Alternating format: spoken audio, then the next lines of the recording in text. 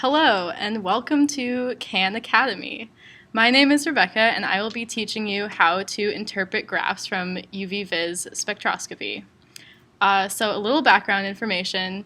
A UV Vis spectrometer is an instrument often used in labs to measure the absorbance of a liquid sample. This is done by taking a small cuvette of the sample and putting it in the spectrometer, and a light is projected through the cuvette. So it measures which parts of the visible light spectrum are absorbed, and if you know that, then you also know which parts are reflected.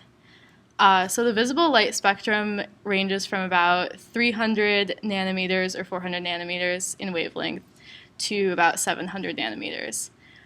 Depending on the wavelength at which the light is absorbed, different colors are seen.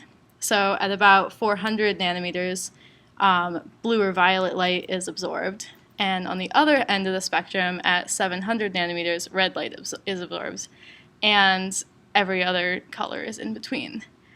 And where light is not absorbed, it's reflected, and the compound would appear to be that color.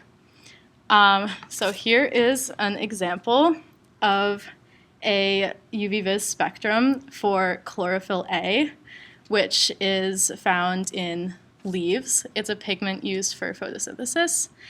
And we can see there are two major peaks. There's one at about 400 nanometers and one at about 650 nanometers.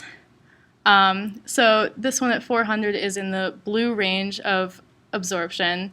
So, and this one over here is in the red range. So these are the two colors that are absorbed, but the large trough that's in the middle is in the green range. And since it's not absorbing there, it's reflecting the green light. So that is why leaves appear to be green. So that is the basics for interpreting UV Vis graphs, and I hope that was helpful.